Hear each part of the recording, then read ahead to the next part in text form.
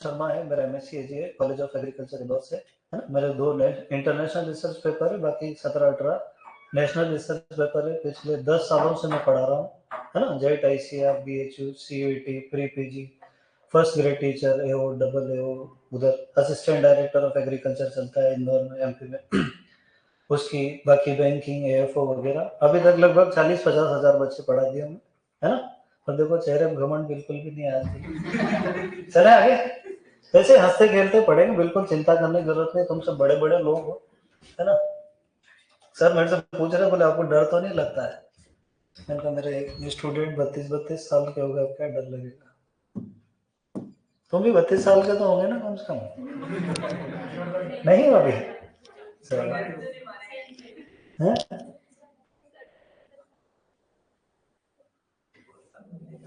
अरे अभी क्या, कल परसों मैं क्या, मेरा होटल भी यहाँ पे उदयपुर में, किसी को बताना मत अपने बीच की बात। छोटे छोटे बच्चे सब तो वहाँ क्या फॉरेनर्स वगैरह आते रहते हैं, तो दाढ़ी वाड़ी बना लेता हूँ, मैं कुछ यंग दिखने लग जाता हूँ थोड़ा बहुत। तो एक वो भैया है, वो भी वहाँ पे प्रोफेसर है इंग्लैंड में, बातचीत चल रही थोड़ी बहुत। तो वो मेरे से पूछता है कि how old are you? I am only 18 year old with 14 year experience.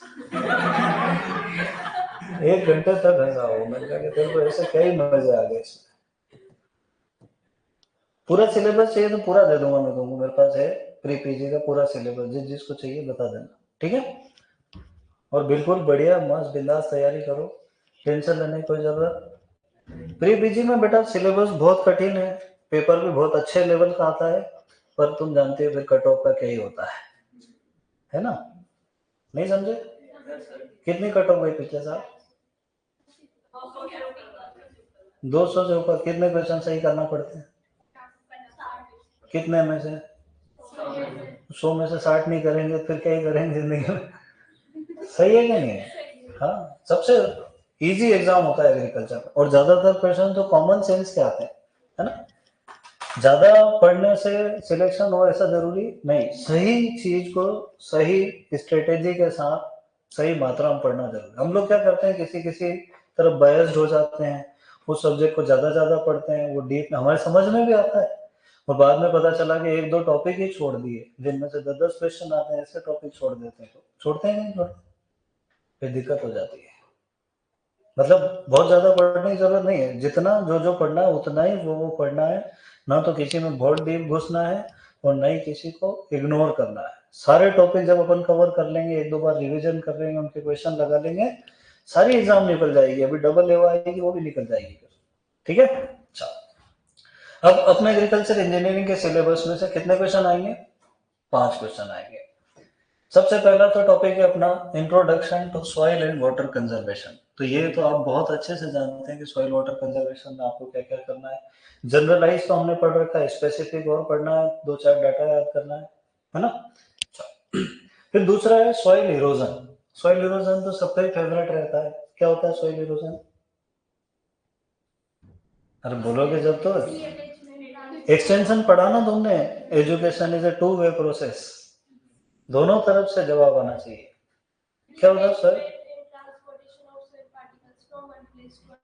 The detachment and the transportation of the soil particles from one place to another place is known as soil erosion. और erosion कितने type का होता है? 2 type का होता है। 3 type का होता है। कौन कौन सा? नहीं, natural erosion and artificial erosion, है ना। Natural erosion and artificial erosion. फिर नेचुरल इरोजन कितने टाइप का होता है? 3 टाइप का। Soil erosion, water erosion and wave erosion, है। आर्टिफिशियल इरोजन को टोरेंट इरोजन या मेन मेड इरोजन भी कहते हैं। इंसान करता है क्या सॉइल इरोजन? कहाँ करता है? बिल्डिंग बनाने में सॉइल इरोजन? हाँ, रोड बनाता है, रेलवे लाइन बनाता, पुल बनाता, मकान बनाने के लिए गड्ढे खोदता है ना। इरोजन के टाइप्स हो गए, और method for the control of soil erosion. तो 11th-12th में भी ये टॉपिक बहुत अच्छे से आगे भी है। बीएससी एजी में बहुत ज्यादा डिटेल में पढ़ा ही होगा ना। Zinc terracing, bench terracing, contour bunding, graded bunding, अभी सब आने वाला है। आपके वो नोट्स मिला कि नहीं, पहले तो बताओ। एग्रीकल्चर इंजीनियरिंग का नोट्स नहीं मिला? चलो आज मैं बोलता हूँ सर बंटवा दो। प्रिंटेड पूरा कुछ भी नहीं करना, खाली मैं जहाँ इंपोर्टेंट बोलूँ उसको अंडरलाइन करना है, एक बार समझना है, और बाकी तुम जानते हो क्या ही करना है उसका। क्वेश्चंस भी है ना। और इंडिया में जितनी भी कोचिंग चल रही, सारे नोट्स देख लिए अपन ने, उसमें से सब काम काम की चीज निकाल ली। दूसरी किताबें छानने से कोई मतलब नहीं। किताब चाहिए मेरे पास रखी, ले जाना। माइकल ओजा की देखी होगी ना, 2 किताबें हैं, पार्ट 1 पार्ट 2, है ना। चलो फिर बात आती है status of farm power in India. ये एक बहुत इंपॉर्टेंट टॉपिक है, इसमें ट्रैक्टर वैक्टर सब कवर हो जाएंगे आपके, डीजल, सोलर एनर्जी, जो आपकी हाइड्रो एनर्जी आती है, वो सारी इसमें आ जाएगी। फार्म पावर के सोर्सेस क्या क्या, 2 बार दे दिए, देखो एक यहाँ लिखा है और एक यहाँ लिखा है। डिफरेंट टाइप ऑफ इंजन, ये बहुत इंपॉर्टेंट टॉपिक है, 100% इसमें से क्वेश्चन आता ही आता है। आप जानते हैं diesel engine, petrol engine, internal combustion engine, external combustion engine, 2 stroke engine and 4 stroke engine, 3 type से क्लासिफिकेशन हम लोग पढ़ेंगे इंजन का। पढ़ा होगा ना बीएससी में, इंजीनियरिंग पढ़ा के नहीं, सही बताओ। क्योंकि अपन एग्रीकल्चर वाले लोग हैं, अपने 2 चीजें कमजोर रहती है, तो बायोलॉजी वाले टॉपिक कमजोर रहते हैं, प्लांट ब्रीडिंग एंड जेनेटिक्स वाला, और एक एग्रीकल्चर इंजीनियरिंग, स्टैटिस्टिक्स, कंप्यूटर और मैथ्स, पूरा सुपड़ा साफ, और बचा कुचा इकोनॉमिक्स सब निपटा देता है। सही है कि नहीं है। अपन ले दे के इकोनॉमिक्स, सोयल साइंस, एंटोपैथो, दम पे एंटोपैथो भी हल्की हल्की वाली, उधर ज्यादा भारी वाली नेमेटोलॉजी तक अपन जाते नहीं। फिर भी देखो माया है एग्रीकल्चर की, मेरे जैसा आदमी नहीं। तुम बताओ, एक बैंक में क्लर्क बनने में जान निकल जाती है लोगों की, 3rd ग्रेड टीचर बनने में बहुत हालत खराब हो जाती है। अभी देखा तुमने पिछली बार? हाँ, 25.5 लाख फॉर्म भरे, कितने? 25.5 लाख फॉर्म भरे, 25.5 लाख फॉर्म भरे, और उसके बाद भी देखो सब बस वस सब बंद, पूरा उदयपुर बंद, इंटरनेट बंद, ये बंद वो बंद। और कब से तैयारी कर रहे मालूम? जब से पैदा हुए तब से ही 3rd ग्रेड टीचर की तैयारी। बचपन में ही सोच लिया था 3rd ग्रेड टीचर बनूंगा, फिर 12वीं पास कर ली, फिर बीए बीकॉम, बीएड तो कंपलसरी राजस्थान में, है ना। दूसरे राज्यों के लोग बीएससी करने के बाद सिर्फ नौकरी के बारे में सोचते हैं, अपने यहाँ बीए करने के बाद बीएड, एमए करने के बाद फिर बीएड। उनका मन नहीं हो, नहीं तो वो हर डिग्री के बाद एक एक बीएड लेते थे। वो फिर सपना क्या, तैयारी चल रही, तैयारी पूरी नहीं चलती, आधी चलती है, आधी छूट जाती है। ऑनलाइन वालों आज थोड़ी बातचीत करेंगे, फिर कल से पढ़ेंगे ना। प्री पीजी बच्चों में बड़ी समस्या ये है कि वो यूं कह दे कि सर आए और बात करके चले गए, ये पढ़ाते थे नहीं, हमारा समय खराब हो गया। ये बड़ी समस्या है, मतलब जजमेंटल वाली थ्योरी। तुम सब पढ़े लिखे लोग, बीएससी इसलिए बातें कर रहा हूँ। मैं आके पढ़ाना शुरू कर दूंगा, फिर चले जाऊं, फिर पढ़ाऊं, तुम कहोगे आदमी बोर करता है यार, कोई मतलब नहीं, है ना। एजुकेशन में सबसे ज्यादा इंपॉर्टेंट चीज क्या है, कम्युनिकेशन।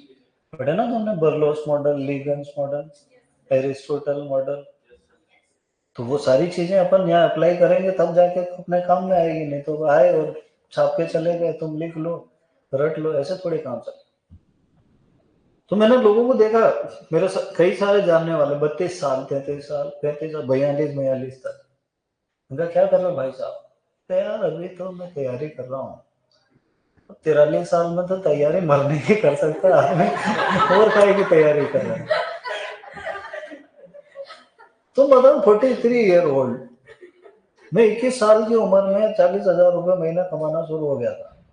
मतलब मेरी 2nd ईयर ही चल रही थी, मान के चलो 3rd ईयर में ठीक से पहुंचा भी नहीं था, तो तब से पढ़ा रहा हूँ मैं कोचिंग। और वो आदमी 43 का, और क्या कर रहा है वो, तैयारी कर रहा है।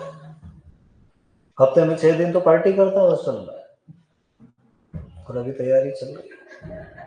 25.5 लाख लोग, बिल्कुल मैंने देखा, मेरा दिमाग ही खराब हो गया। मैंने कहा हे भगवान, बेरोजगारी का ये आलम।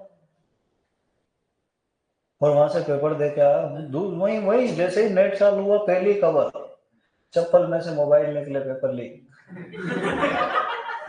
इसकी तैयारी कर रहे तुम सब लोग, बहुत गंभीर स्थिति है। पर एग्रीकल्चर वालों को तो वरदान मिला हुआ है। तुम शर्त लगा लो, मैं इतने एग्रीकल्चर वालों को जानता हूं, उनको पीपीएम निकालना नहीं आता है। तुमको आता है? अभी इनकी नौकरी लगी बैंक में, मैनेजर ये, सुपरवाइजर ये, डबल AO भी ये सब यही बनेंगे। तुम पता है क्यों नहीं माना? बड़ी समस्या की जड़। कोई बात नहीं, अपन एग्रीकल्चर वाले सब ऐसे ही, चिंता करने की कोई जरूरत नहीं है ना। अपन अपने प्रोफेसर, अपने इधर उधर पूरा कारोबार, कृषि मंत्री तक सब एक जैसे अपन, कोई लेना, कोई पूछने भी नहीं आता अपने से। मालूम, मैं 10th में 70% थे मेरे, बहुत पहले की बात है, 2005 की। अब 70% बहुत होते। मेरे फूफा जी प्रिंसिपल 11th में। मैंने ये देख लिया 10th में कि अपने बाप से भी मैथ्स तो नहीं होएगा। बड़ी समस्या की जड़ है मैथ्स, है ना। वो x + y + z, फिर ABCD खत्म, एलजेब्रा। और सबसे बड़ा दोष किसका रहता है? पढ़ाने वाले का, है ना। यूं नहीं है कि कोई सब्जेक्ट कठिन होता है, कोई सब्जेक्ट सरल होता है। जो आदमी आपको रिप्रेजेंट कर रहा है ना, वो चाहे तो उसको फेवरेट बना सकता है, वो चाहे तो उसको बर्बाद कर सकता है। हमारे सर आए विनय देश पांडे सर, हालांकि टीचर्स की बुराई नहीं करना, गुरु निंदा नरक में भी जगह नहीं मिलती। वो आए सीधे, अब उनकी हाइट लगभग 4 फीट 2 इंच के आसपास रही होगी, है ना। छोटे से सर बिल्कुल, वो बहुत बुजुर्ग, मतलब लगभग रिटायरमेंट में ही थे वो।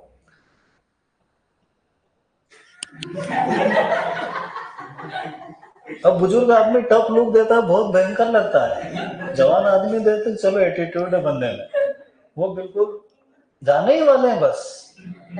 और वो, what do you think, maths is very tough subject. Only I have the degree of MSc in mathematics. Hindi medium के बच्चे 8वीं पास करके आए, 9वीं में बेचारे, और उनको अंग्रेजी में दे रहे हैं भमा भम। डर भर गया मन में, मालूम कि अंग्रेजी में तो मैथ तो अंग्रेजी में ही आता है, हिंदी में आता ही नहीं। त्रैमासिक परीक्षा में 5 नंबर, अर्धवार्षिक में 100 में से 20 नंबर, दोनों में फेल। फिर तो तय हो गया मामला कि ये मामला आगे।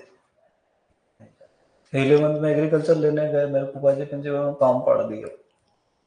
तेरे को तो मैथ्स दूंगा मैं, मैंने कहा मैं नहीं दूंगा, भैंसे चरा लूंगा। 4-5 बार फॉर्म पड़े उन्होंने, मैं फिर लिया था, बाबू 5 रुपए वो दो, फिर दे दो, वापिस बताओ। और तेरी पूरी फैमिली टीचर्स की है। मैंने कहा मैं वो नहीं बनना टीचर, आज नहीं बनेगा। 11 पढ़े, 12 पढ़े, BSc। तो कभी कभी क्या होता है, 11 में इसीलिए मैथ लिया मैंने, अपने बायोलॉजी पढ़ते बढ़ती नहीं। देखो सच्चाई है भाई, तुम जो भी समझो, मैथ्स अपने बाप से भी नहीं हुआ, अपन से भी नहीं होएगा, है ना। ले देते, एग्रीकल्चर एक ऐसी जगह है कि मैंने तो यही सोचा था, गधों की दौड़ है, खच्चर भी निकले तो जीत जाएंगे बस। और आज मैं देखता हूँ, कंपेयर करता हूँ ना, जो सेम पोजीशन, सब एक जैसे ही है बेटा, अपन कोई चिंता करने की जरूरत ही नहीं है। जो आदमी क्लर्क नहीं बन सकता ना बैंक में, वो AFO बन के बैठा हुआ है, समझ रहे हो नहीं। 3 साल में वही आदमी मैनेजर बन के बैठेगा, और 5-7 साल में तो वहाँ रीजनल ऑफिस में बैठेगा। अभी तो फिर भी एग्जाम होने लगे AFO की। हम जब पढ़ते थे ना, तब कैंपस सिलेक्शन होते थे, 40 सीट्स थी उस जमाने में, 40 लोग। उधर से एडमिशन तो 100 लेते थे, BSc करते करते 40-45 ही बचते थे। किसी ब्याह हो गया, किसी छोर छोरी हो गया, किसी पिताजी मर गए, कोई खेती संभाल। मतलब कभी एग्रीकल्चर वालों ने डिग्री को सीरियसली, हाँ जिन्होंने लिया वो तो फॉरेन में है आज, IAS IPS IFS ऑफिसर बन के घूम रहे, उसमें कोई दो राय नहीं। पर फिर भी जिन्होंने नहीं लिया ना, उनके भी अच्छी जिंदगी चल रही है। अब बैंक ऑफ इंडिया आई, 40 में से 36 ले गई, कितने बाकी लड़ रहे, देना बैंक वाले, कैनरा बैंक वाले, bank of Baroda, Punjab national, आपस में लड़ रहे। 4 ही बचे, अपन 6 तो बैंक ही बची हुई है, वापिस छुड़वा है। बैंक ऑफ इंडिया को सबने मेल करा कि इतने नहीं ले सकते, तो मैक्सिमम 20 ले सकते हो। तो पीछे वो लिस्ट में पीछे के वापस लड़के लड़ रहे, हमारा सिलेक्शन हो गया। ये कंडीशन एग्रीकल्चर। अब वहां पे हमारे एक सीनियर का सिलेक्शन हो गया, मैं तो 3rd ईयर में ही था, वो 4th ईयर में थे, उनका सिलेक्शन। बेचारे गांव के देसी धमाके बिल्कुल। अपने एग्रीकल्चर सीनियर भी अच्छे रहते हैं, वो सच भी बोल रहे हैं, मतलब फर्स्ट ईयर धोते हैं बस, उसके बाद वो सच बोलना शुरू हो जाते हैं। तो मेरे पास फोन आया कि अंशुमन तेरे पास गाड़ी है ना? मैंने कहा है। अरे यार मेरा सिलेक्शन हो गया बैंक ऑफ इंडिया, मेरे ज्वाइनिंग देने जाना तो तू छोड़ ही आएगा। तो मैंने कहा ले जाओ ना गाड़ी मेरे को कोचिंग। फिर मेरे को चलाना नहीं आती यार। बैंक में नौकरी करेंगे बताओ इनका क्या करें। फिर ज्वाइनिंग देने में चप्पल पहन के आ गए वो स्लीपर। तो मैंने कहा ये क्या है, बोले यार अब सैलरी आएगी तो ही खरीदेंगे। अरे मैंने कहा ये भयंकर आदमी, तुमको बैंक वालों ने रख क्यों दिया ये बताओ पहले। उस दिन कौन से जूते पहने थे, तो बेचमेट के थे। मतलब इंटरव्यू भी उधार के जूतों से दे के आया बंदा। फिर नए जूते दिलाए उनके 250 रुपए, खंडवा रोड में मिलते हैं इंदौर। वहां गए बैंक में, चाय वाय पी ली, सब ज्वाइनिंग करा दी। फॉर्म भरना भी नहीं आ रहा क्या क्या लिखना, ज्वाइनिंग फॉर्म होता है। फिर वो मैनेजर ने कहा कि आप आराम करो आज, तो मालूम मैं बैंक में मकान वकान सब देते हैं वो किराया विराया से। बोले घर वर ढूंढ लो सेट हो जाओ, फिर सोमवार से आ जाना, ज्वाइनिंग मैंने आज ले ली आपकी। गाड़ी पे बैठे, बोले तेरे को पार्टी तो नहीं चाहिए। मैंने कहा अरे तुम ज्वाइन कर लो, जूते पैसे है नहीं तुम्हारे पास। मंडे को वापस छोड़ के आया बैंक, और 2:30 बजे में वापस आया लंच करने, रूम पे सो रहा बंदा। मैंने कहा क्या हुआ दादा, बोले वो मैनेजर ने कहा कि एक काम करो आप तो घर जाके सो ही जाओ। मैंने कहा पागल मैनेजर है या तो आप पागल हो, दो ही में से कुछ ना कुछ तो गड़बड़। मैंने कहा ऐसा क्यों कहा, बोले उसने यूं कह दिया कि तू किसी काम का ही नहीं। अरे मैंने कहा ये तो बड़ी शर्म की बात है, तुमको नींद कैसे आ रही है। अरे वो ऐसे ही है, ये तो नौकरी लग गई अब थोड़ी छूटती। मतलब बिल्कुल ठंडे लोग। मैंने उनसे पूछा हुआ क्या, बोले उसने कहा फॉर्म भरना आता है। तो मैंने कह दिया हाँ आता है। तो बोले लोग बैठेंगे अकाउंट के फॉर्म भरवा दो, कुछ तो भी लिखवा रहा उसमें आदमी। बोले फिर उसने कहा कि एक काम करो, एक कंप्यूटर पे एप्लीकेशन टाइप कर दो। मैं आधे घंटे तक कंप्यूटर चालू करता रहा, वो चालू ही नहीं हुआ। मैं स्विच ऑन करूं वो बत्ती जलती है फिर बुझ जाती, फिर ऑन करूं फिर बुझ जाती। मैंने कहा हो गया उधर। तुम सोचो ऐसे ऐसे लोग, अभी मैनेजर तो बैंक में ब्रांच मैनेजर है, ऐसे ऐसे लोगों को भी दुनिया झेल रही है। एग्रीकल्चर वालों क्यों झेल रही है, क्योंकि अपन ने सही समय पे एग्रीकल्चर ले लिया। तुम तो काफी लेट हुए हो, वो हमसे पहले वाले और आगे। ऐसा नहीं है, ब्रिलियंट लोग भी। IAS doctor Preeti Maithil, director of agriculture MP, पहचानते हो?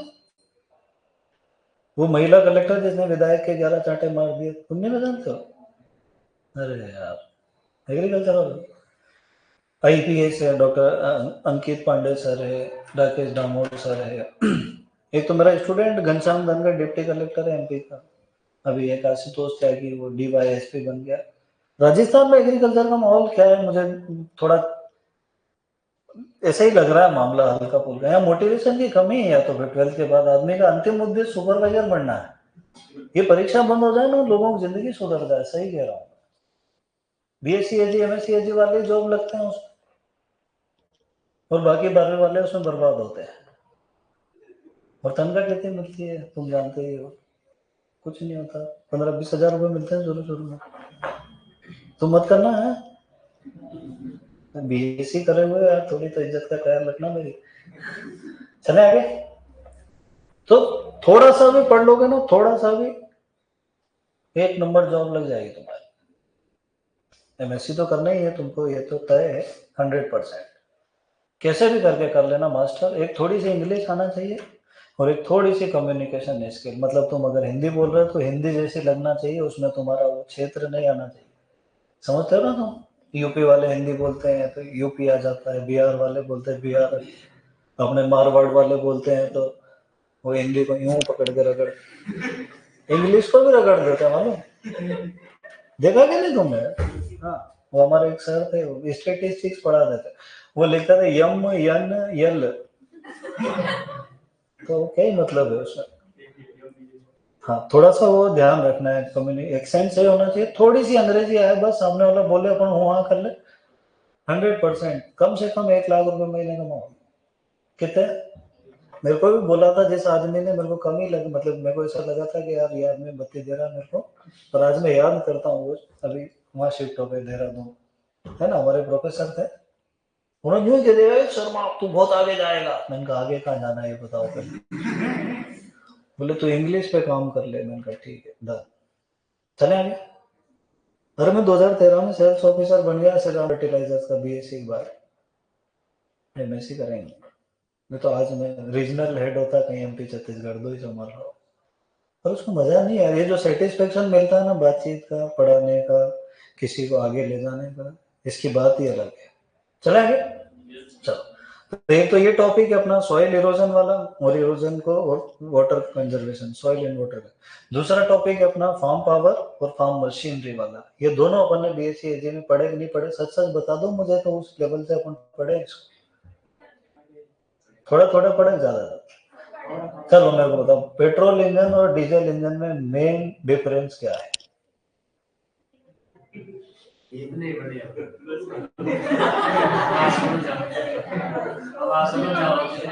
है अब आप समझ जाओ कितने बड़े। मोटरसाइकिल का इंजन जो होता है ना वो पेट्रोल इंजन, और ट्रैक्टर का इंजन जो होता है वो, और कार में दोनों तरह के आते हैं। तो एक तो अंतर ये होता है कि एक में पेट्रोल डलता है और एक में डीजल डलता है, मेन सबसे बड़ा अंतर। फिर आगे दूसरा अंतर क्या होता है? देखो ईमानदारी से बताओ, तुमने पढ़ने के लिए एडमिशन लिया कि बस ऐसे ही के चलो ठीक है ये भी करके देखते? हाँ तो पढ़ने के हिसाब से पूछ रहा हूँ मैं। नहीं, टू स्ट्रोक और स्ट्रोक दोनों अलग चीज है। पेट्रोल इंजन डीजल इंजन अलग चीज। पेट्रोल इंजन जो है उसमें स्पार्क प्लग लगा हुआ रहता है, उसमें चिंगारी जो है वो बाहर से छोड़ना पड़ती है। डीजल इंजन में वो जो दबाव पड़ता है उस एक निश्चित दबाव के बाद डीजल ऑटोमेटिक आग पकड़ लेता है ना? तो पेट्रोल इंजन में स्पार्क प्लग होता है और कार्बोरेटर होता है, जबकि डीजल इंजन में इंजेक्शन डीजल इंजेक्टर होता है और वो कंप्रेशन की पावर से ही पावर जनरेट कर लेता है ना? फिर बहुत सारे अंतर है, 10 12 15 20 वो अपन पढ़ेंगे, पर मेन अंतर क्या है? इग्निशन का सिस्टम अलग अलग है, दोनों में जलने का तरीका अलग अलग है ना?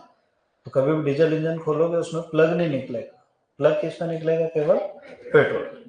क्लियर? कंप्रेशन रेशो अलग अलग है एयर का, और फ्यूल का मिक्सचर अलग अलग है। पेट्रोल में कार्बोरेटर जाता है, डीजल इंजन में खाली हवा सप्रेस होती है, फिर उसके अंदर डीजल इंजेक्ट होता है, बहुत एक्स्ट्रा चीजें हैं, पर ये दो मेन अंतर है। अच्छा, फार्म पावर के सोर्सेज क्या क्या है, चलो ये बताओ। फार्म पावर होता क्या, पहले तो ये बताओ। फार्म मतलब तो बहुत खतरनाक लोग हो यार। तुमने तैयारी कहाँ से करी थी? जेईटी की? यहीं से करी थी? बहुत खतरनाक तैयारी है तुम्हारी। ये दो टर्म है, फार्म है और एक फील्ड है। What is the main difference between farm and field? हाँ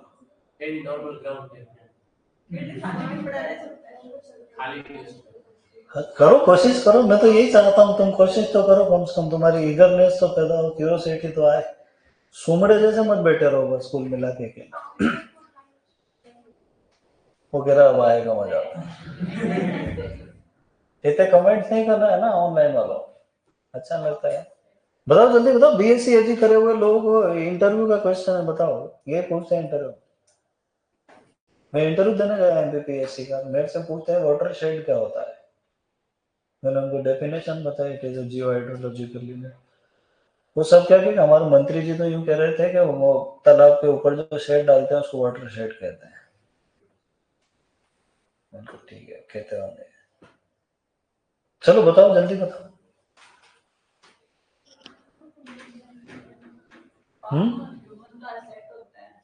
फार्म का मतलब होता है इकोनॉमिक्स वाली यूनिट। क्या होता है?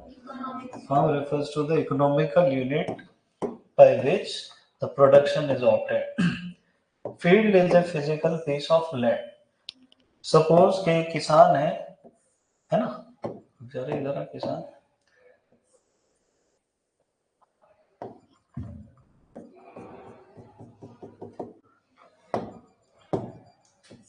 और ये उसका फार्म है, फील्ड नंबर 1 2 3। यहाँ पे उसकी फार्म बिल्डिंग है, यहाँ पे भैंसे बनता है, यहाँ पे ट्रैक्टर रखता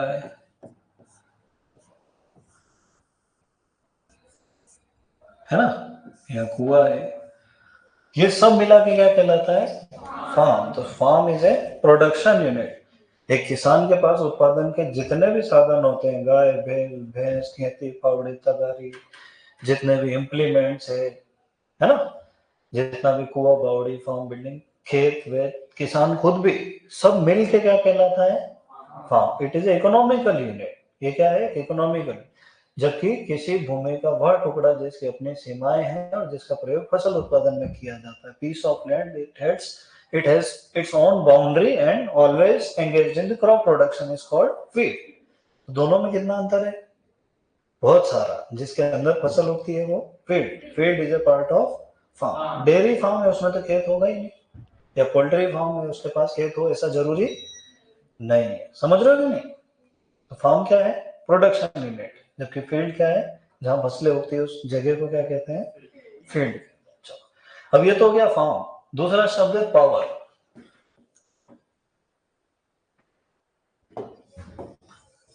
बताओ फार्म पावर क्या होता है?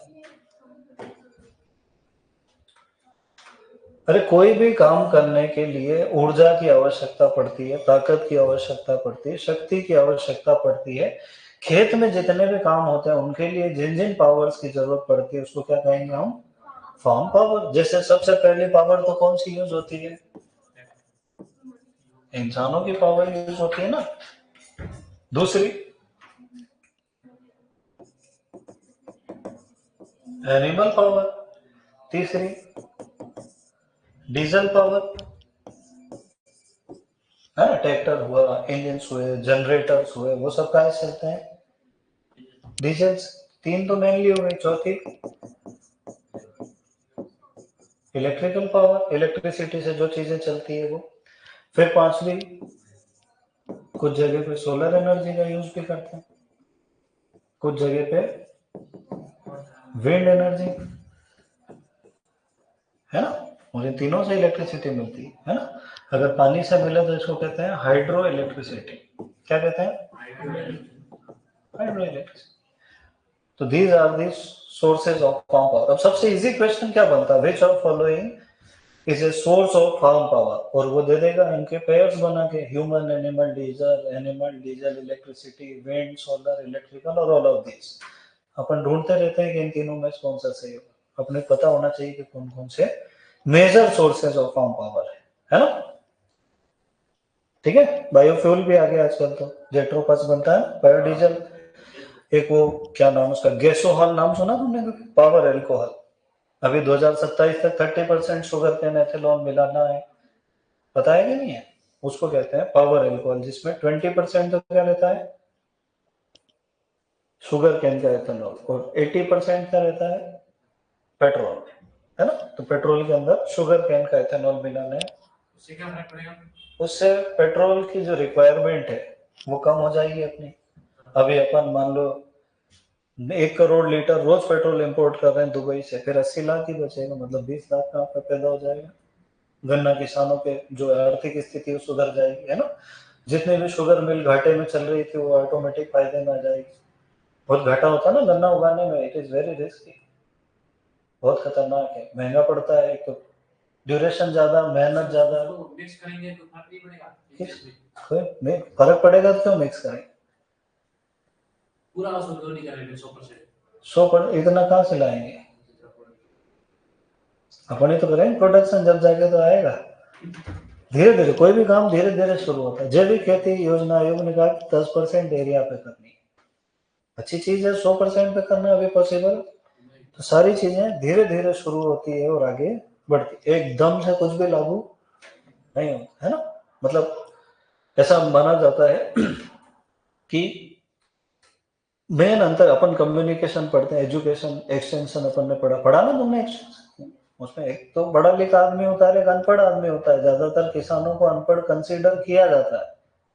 कोई भी टेक्नोलॉजी को किसानों को समझाना सबसे ज्यादा मुश्किल है, और उसके कई सारे कारण है। क्या कारण है मेन? बताओ, तुम बताओगे, मैं थोड़ी बताऊंगा, तुमने भी ये किया है। किसी भी किसान को नई तकनीक से अवगत अपन करा देते, वो हाँ हूं भी कर लेता है पर उसको अपनाता नहीं। सबसे बड़ा कारण है इलिटरेसी, अनपढ़ होना, है ना। अनपढ़, देखो दो चीजें होती है, एक लिटरेट होता है और एक एजुकेट होता है, पढ़ा लिखा और समझदार। एक जिसके पास कागज है कहीं से भी ले आया हो, और एक जिसने पढ़ाई करी उसके अंदर नॉलेज भी है, उसने कुछ सीखा है, अपने अंदर कुछ परिवर्तन किया है, उसका एटीट्यूड चेंज हुआ, उसकी थिंकिंग साइंटिफिक हुई है ना। तो किसान में क्या है कि वो भले 12वीं पास हो जाए, भले बीए बीकॉम बीएससी बीएड सब कर ले, वो जैसे हैं वैसे के वैसे उनके हिसाब से हर बैंक वाला एक जैसा होता है, उनके हिसाब से हर टीचर एक, उसको ये भी नहीं मालूम कि मैथ्स पढ़ाता है कि साइंस पढ़ाता है कि हिंदी पढ़ाता है एग्रोनॉमी पढ़ा, कोई लेना देना, उसके लिए टीचर मतलब एक जैसा, उसके लिए गाय मतलब एक जैसी, भैंसे मतलब। तो जनरलाइज करना अनपढ़ लोगों का गुण है, किसका, कि सारे कोचिंग इंस्टीट्यूट एक जैसे होते हैं, ये जनरलाइज कर दिया आपने चीजों को, ये अनपढ़ लोगों का गुण है। पढ़े लिखे लोगों को मालूम है कि कोचिंग में अंतर है, उनके अंदर टीचर्स में भी अंतर है, जो क्लासेस है उनमें भी अंतर, एक एक चीज अलग अलग होती है। तो पढ़ा लिखा आदमी क्या है, चीजों को डिटेल में समझने, पढ़ा लिखा आदमी चीजों में डिफरेंस देख सकता है कि इसमें और इसमें कितना कितना डिफरेंस है ना, अलग अलग डिग्रीज में भी देख सकता है कि अपन कहते हैं जेड के स्टूडेंट या अपन कहते हैं प्री पीजी के स्टूडेंट सब एक जैसे, ऐसा तो हो नहीं सकता, सब अलग अलग है, सबके इकोनॉमिक बैकग्राउंड अलग है, फैमिली बैकग्राउंड अलग है, कॉलेजेस अलग है, परसेंटेज अलग है, किसी को कोई सा सब्जेक्ट ज्यादा समझ में आता है, किसी को दूसरा सब्जेक्ट। तो पढ़े लिखे और अनपढ़ आदमी में यही अंतर है कि अनपढ़ आदमी तुरंत जानना चाहता है कि मैं अभी इसको सर्टिफाइड कर देता हूँ, 5-10 मिनट सुनता है, उसके बाद नहीं सुनता है। इसीलिए साइंटिस्ट खुद जाके भी समझाते हैं ना, लैब टू लैंड प्रोग्राम, वहां भी किसान उनके बाद हाथ ही नहीं देता, तुमको कंपनी वालों से पैसे मिलते हैं, अब क्या ही समझाओ उस आदमी को। तो ये चेंज करना बहुत मुश्किल है, human nature and human environment can not be change. सबसे मुश्किल काम क्या है, जनता को बदलना। तुम देखो ना, अपन इतने पढ़े लिखे लोग हैं दुनिया में, देश में इतने शिक्षित बेरोजगार 25 लाख लोग रीट का फॉर्म भर रहे हैं, एग्जाम दे रहे हैं, और अपने विधायकों को देखो कहां तक पड़े हुए हैं, समझ रहे हो नहीं। फिर वो कृषि मंत्री बन जाते हैं, फिर उनको समझाओ आपके एबीसी ग्रुप अलग होता है, पीसीबी ग्रुप अलग होता है, उनके बाप दादाओं ने सीखा, आज तक कहाँ समझे, फिर आखिर में नुकसान अपने ही होता। हाँ हाँ हाँ, समझे। चल कोई बात।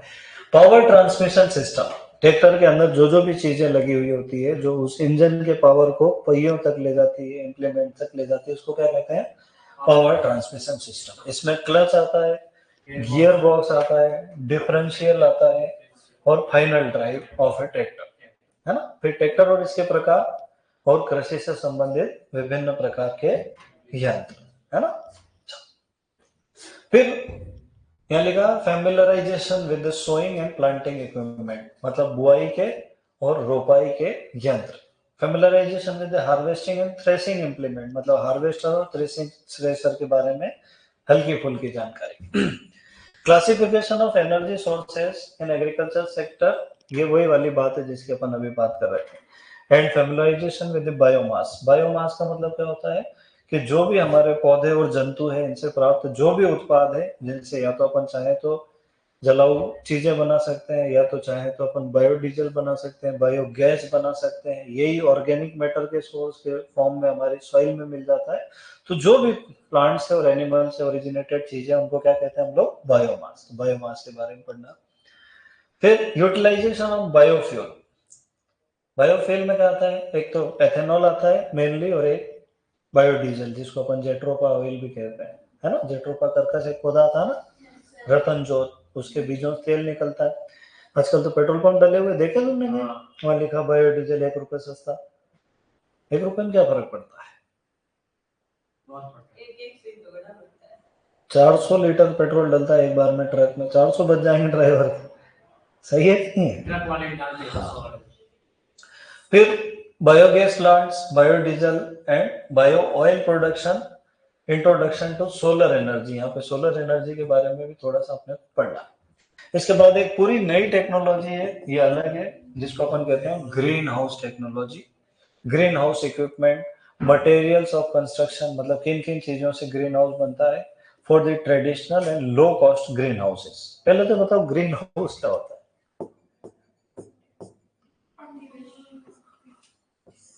बताओ। टेम्परेचर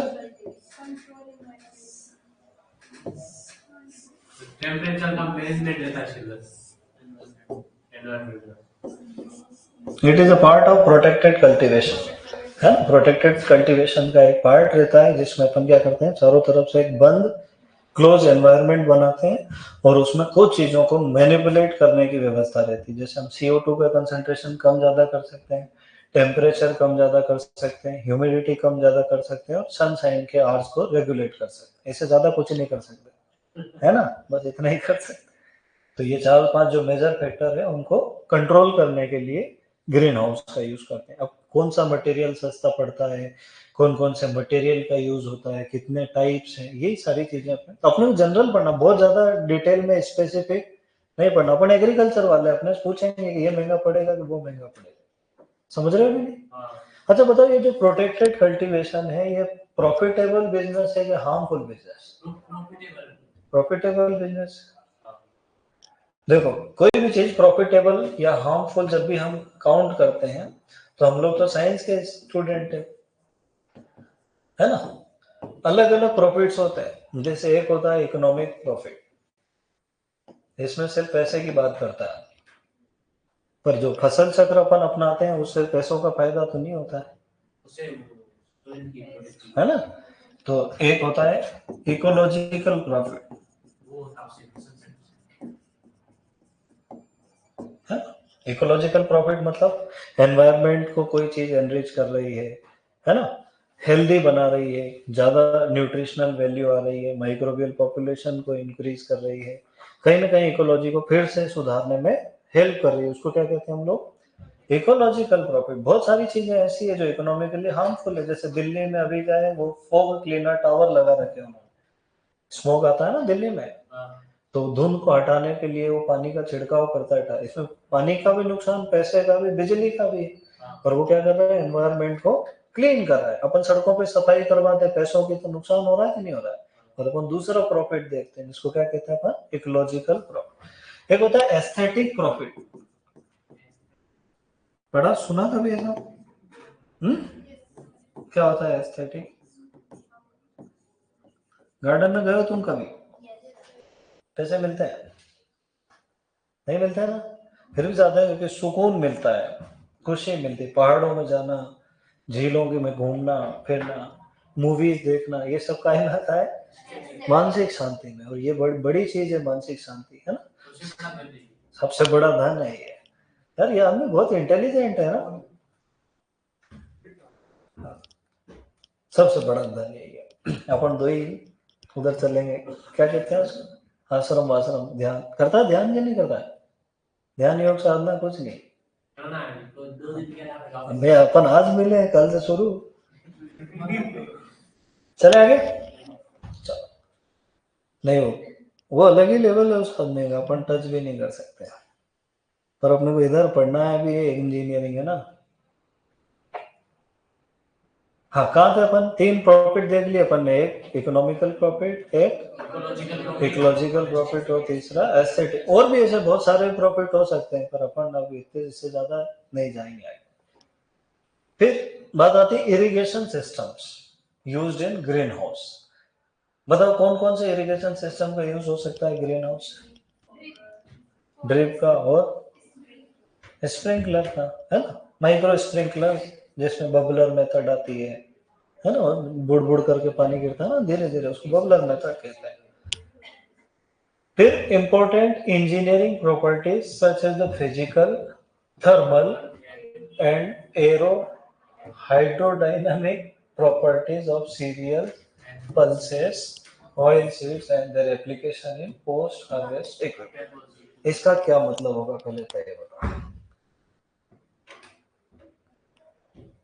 मैं समझ रहा कि यार अभी जो नई जनरेशन है उसके बच्चे ज्यादा इंटेलिजेंट होते होंगे, तुम तो बोल रहे हैं। अच्छा, तुम हमारी वाली में ही मिक्स हो रहे हो।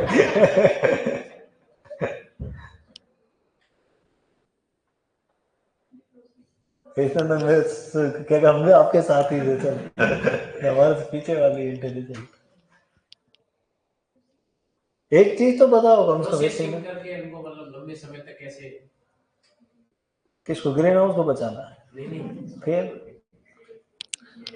इसका मतलब बताऊंगा। प्रॉपर्टीज है ना इसकी, various Important engineering properties such as the physical, thermal, and aerodynamics properties of the serial pulses and oil seed and their application in PHT. PHT का मतलब तो पता है तुमको, पोस्ट हार्वेस्ट टेक्नोलॉजी। इसका मतलब ये है कि जो भी हमारे फार्म से जो भी प्रोडक्ट मिलता है, चाहे वो अनाज हो, दलहन हो, तिलहन हो, उसमें दो तरह की चीजें रहती है। इकोनॉमिक पार्ट रहता है जिसको अपन दाने कहते हैं सामान्य भाषा, और दूसरा जो बाय प्रोडक्ट होता है उसका कहाँ कहाँ यूज कर सकते हैं। जैसे पेडी स्ट्रॉ, धान का भूसा, उससे मल्चिंग कर सकते हैं अपन। तो अपने पता होना चाहिए ना कि इसकी थर्मल प्रॉपर्टी कैसी है, मतलब ये ऊष्मा को सोख रहा है कि नहीं सोख रहा है, ये वातावरण की नमी को अवशोषित कर रहा है कि नहीं कर रहा है। अगर कर रहा है तो इसका नॉर्मल टेम्परेचर एनवायरनमेंट के टेम्परेचर से कितना कम है। तो ये सब अपन पहले पढ़ेंगे, तब तो अपने को पता चलेगा कि अपने को धान का भूसा डालना है, गेहूं का डालना है, कि चने का डाल देना। अब चने का भूसा डाला तो उसमें तो नेचुरली थोड़ा सा खारापन खट्टापन रहता है कि नहीं रहता है, तो उससे पीएच में चेंज आएगा। तो ये सारी चीजें जब डिटेल में पढ़ते हैं तब इसको इस तरह से पढ़ते हैं, है ना। अलग अलग प्रॉपर्टी, फिजिकल प्रॉपर्टी मतलब जल धारण क्षमता कितनी है, मॉइस्चर कितना रोक सकता है, ये सब क्या कहलाती है, फिजिकल प्रॉपर्टीज। थर्मल प्रॉपर्टी मतलब आग का या धूप का या टेम्परेचर का उसके साथ क्या रिलेशन रहेगा। तीसरा होता है एरो, एरो मतलब हवा के साथ वो कैसे क्रिया करेगा। और हाइड्रोडायनामिक्स मतलब पानी का साथ जो वो असंजन ससंजन बल बनाएगा, उसके साथ क्या प्रॉपर्टी इसकी रहेगी। उसमें भी अपने को मेनली किसका ध्यान रखना है, अनाज, दलहन और तिलहनी फसलों, और इनका अपन पोस्ट हार्वेस्ट टेक्नोलॉजी में क्या क्या उपयोग कर सकते हैं। तो टॉपिक तो बहुत बड़ा है, पर इसमें मेरे हिसाब से आधे पेज से ज्यादा मटेरियल नहीं होगा, क्योंकि बहुत ज्यादा डिटेल का है, ये पीएचडी के टॉपिक्स हैं सब, है ना। फिर PhD equipment design and operation के पोस्ट हार्वेस्ट टेक्नोलॉजी में कौन कौन से इक्विपमेंट प्रयोग होते हैं, उनकी डिजाइन कैसे कैसे हम बनाते हैं, उनसे काम कैसे करते हैं। ड्राइंग एंड डिहाइड्रेशन, इन दोनों में क्या अंतर है, इन दोनों की क्या डेफिनेशन, और बस इतना ही अपना सब्जेक्ट है। क्लियर मामला, मतलब बहुत ज्यादा बड़ा नहीं, मैंने बड़ा कर दिया उसको समझाने समझाने में। बाकी फिर से मैं बता देता हूँ एक बार तुमको, छोटा सा ही है। Introduction to soil and water conservation, soil erosion types, method and control of soil erosion, पहला टॉपिक। दूसरा status of farm power in India, sources of farm power, different types of engine, familiarization with power transmission system, clutch, gear box, differential and final drive of a tractor, tractor types and farming, मतलब कुल मिला के tractor पढ़ना engine सहित। तीसरा familiarization with sowing and planting equipment, इसमें सीडल विडल के बारे में थोड़ा बहुत पढ़ना अपने को। Familiarization with harvesting and threshing equipment, इसमें थ्रेशर, कंबाइनर, हार्वेस्टर, उन चीजों के बारे में पढ़ना। Classification of energy sources in agriculture sector and familiarization with biomass, utilization of biofuel, biogas plant, biodiesel and bio oil production, जितना भी एनर्जी फार्मिंग में यूज होने जैसा मटेरियल है, जो भी एग्रीकल्चर से हमको मिलता है, उसके बारे में पढ़ना। इंट्रोडक्शन ऑफ सोलर एनर्जी, है ना, सोलर एनर्जी से रिलेटेड कुछ कुछ चीजें अपन। फिर ग्रीन हाउस टेक्नोलॉजी है, पूरा ग्रीन हाउस सेटअप कैसे करेंगे। और लास्ट में नंबर आता है इरिगेशन सिस्टम, ये भी ग्रीन हाउस की पार्ट है। लास्ट में ड्राइंग एंड डिहाइड्रेशन, ये प्रिजर्वेशन का पार्ट है पोस्ट हार्वेस्ट टेक्नोलॉजी में, ठीक है। और इससे रिलेटेड जितने भी एक्स्ट्रा पॉइंट पहले पूछे जा चुके हैं या पूछे जाने की संभावना, उनको पॉइंट टू पॉइंट याद करेंगे, वन लाइनर। मतलब किसी भी टॉपिक को अपन पकड़ के खींचने का काम नहीं करेंगे, अपन कोशिश करेंगे कि अपन जो लाइन पढ़े उसी का क्वेश्चन का आंसर उसमें से मिल जाए। चीजों को आपस में ज्यादा उलझाने से वो ज्यादा कॉम्प्लेक्स हो जाती है। क्लियर मामला, अरे कुछ कुछ समझ में आ रहा है कि नहीं आ रहा है, चलो वेरी गुड। अब आपको कुछ पूछना हो पूछ सकते हो, 5-10 मिनट बचे, मैं चाहता हूँ कल से ही पढ़े, क्योंकि अभी नोट्स आपके पास नहीं, ऑनलाइन में भी शायद अपलोड नहीं हुए होंगे, है ना, वो भी मैं अभी करवा देता हूँ। तुम कितने यार उदास बालक को, बोलते ही नहीं हो सच में। मैं था, मेरे से कोई कहते कि कुछ पूछ लो, मैं उसकी जान ले लूं, इतने सवाल पूछूं भेरू बन जाए बाद में। हाँ यार, एक स्टूडेंट आदमी के तो कितने सवाल रहते हैं, उसको तो कोई जवाब देने वाला ही नहीं मिलता है। इसके न्यूमेरिकल क्वेश्चन वगैरह दिया थे सर? न्यूमेरिकल आते हैं छोटे मोटे, हाउस पावर कैलकुलेट करने के, या जो खींचा हुआ था ना हल्का ड्रॉप कैलकुलेट करने के, इस टाइप से थोड़े बहुत। गुणा भाग करना पड़ेगा उसमें। हाँ हाँ। चलो मैं तुमको हल्की फुल्की चीजें सिखा देता हूँ, है ना। जैसे एक तो पीपीएम निकालना, निकालोगे तुम? चलो बताओ, 1000 लीटर पानी है, कितना है? 2 पीपीएम नमक का घोल बनाना है। हिंदी लिखो इंग्लिश लिखो? English. Salt solution of 2 ppm.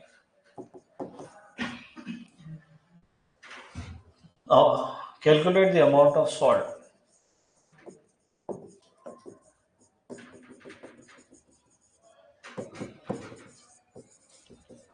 है ना, सॉल्ट की जगह 2 भी लिख सकते हो, कोई दिक्कत नहीं। बताओ कितना नमक लगेगा?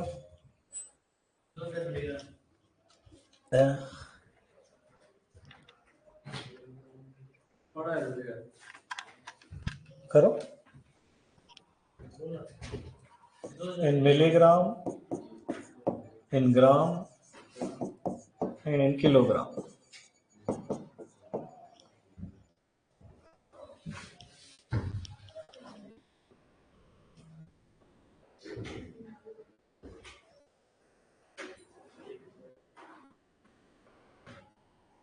दो हजार मिलीग्राम 2 ग्राम 0.0।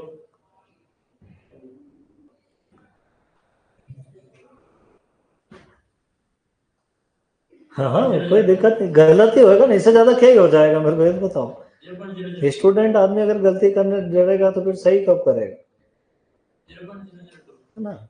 गलतियां इंसानों को इंसान बनाती है, जो गलती नहीं करता वही खुदा है। तो गलतियां तो सब करते हैं, बस अपने दूसरों से कम करना है। आया नहीं आया? चलो अपने को एक सूत्र लिखना है, पी पी एम बराबर मिलीग्राम बटे लीटर। फिर दूसरा लिखना पी पी एम बराबर ग्राम इंटू 1000 अपॉन लीटर। और फिर लिखना P P M is equals to percentage into 10,000।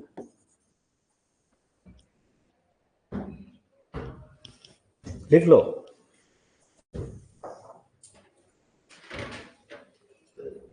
इसका क्वेश्चन भी आता पता है प्रीपी जी में।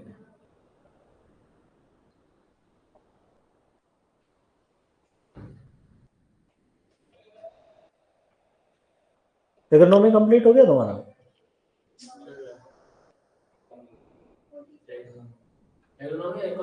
इकोनॉमी चल, उसमें भी आएगा, इकोनॉमिक्स में नहीं आएगा। इकोनॉमिक्स में पीपीएम का क्या काम, हॉर्टिकल्चर में आएगा, सॉइल केमिस्ट्री में भी आ सकता है, उधर भी आता है, एंटोपैथो में भी। जहां जहां भी सॉल्यूशन आएगा वहां सब दो पीपीएम आएगा। मिलीग्राम अपॉन लीटर, तो इसको कौन से फॉर्मूले से करेंगे अपन? किसी से ही कर लो, क्या फर्क पड़ रहा है ना, परसेंटेज वाले से नहीं आएगा।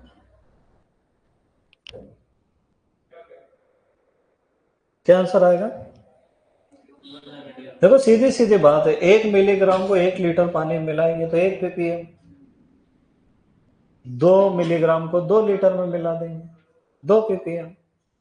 अब 1000 का पूछ रहा है तो 2000 मिलीग्राम हो जाएगा। 2000 मिलीग्राम को क्या कहते हैं? 2 ग्राम। और 2 ग्राम को किलो में लिखना कैसे लिखेंगे? 0.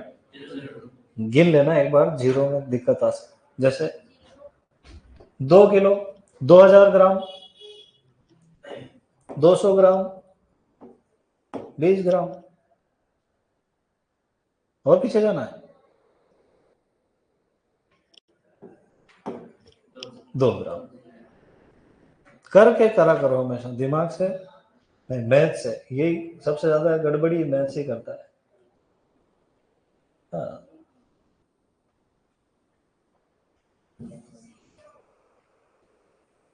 चले आगे? ये कुछ समझ में आया कि नहीं आया? बताओ 5 लीटर पानी में 10 मिलीग्राम 2,4-D घोल दें। 5 लीटर पानी में 10 मिलीग्राम 2,4-D डालने पर कितने ppm का घोल बनेगा? 2 ppm। 5 में 10 है तो 1 में 2 है, वही जितने 1 लीटर में मिलीग्राम होंगे उतने ही ppm। अगर एटमॉस्फेयर में 300 ppm CO2 है, वैसे तो 400 हो गई अब, तो बताओ परसेंट में कितनी होगी?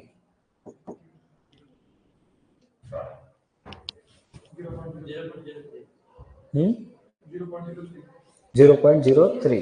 ये तो रटा हुआ है। चलो मैं इसको ऐसा कर देता हूं कि अगर कहीं 100 ppm 2,4-D डालना तो कितने परसेंट का सॉल्यूशन बनाना पड़ेगा? अब बताओ।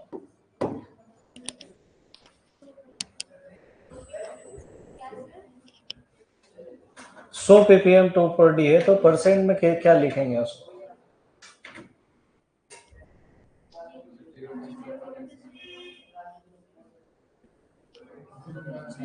देखो 10,000 ppm होता तो उसको क्या लिखते हैं अपन?